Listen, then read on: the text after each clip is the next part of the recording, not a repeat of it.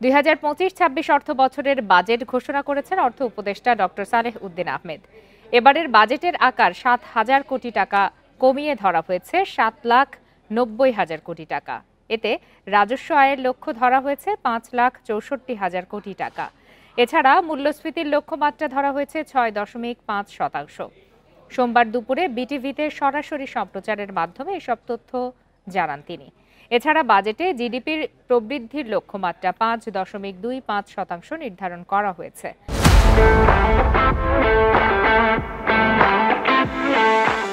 অর্থ উপদেষ্টা জানান, বিদ্যুতের দাম আপাতত বাড়ানো হবে না। এদিকে পুঁজিবাজারে তালিকাভুক্ত কোম্পানির কর হারও কমিয়ে ২০ ভাগ করা হয়। এবারের বাজেটে জাতীয় পেনশন কর্তৃপক্ষের আয় করমুক্ত রাখা হয়েছে। এছাড়া নতুন করদাতাদের ন্যূনতম কর ১,০০০ টাকা নির্ধারণ করা হয়।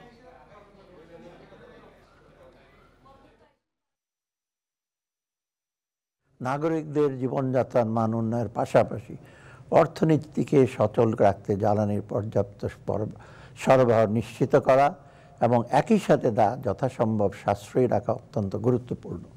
বিদ্যমান উচ্চ মূল্যস্ফীতির প্রেক্ষাপটে নীতিগতভাবে আমরা বিদ্যুতের মূল্য আপাতত না বাড়ানোর সিদ্ধান্ত নিয়েছি।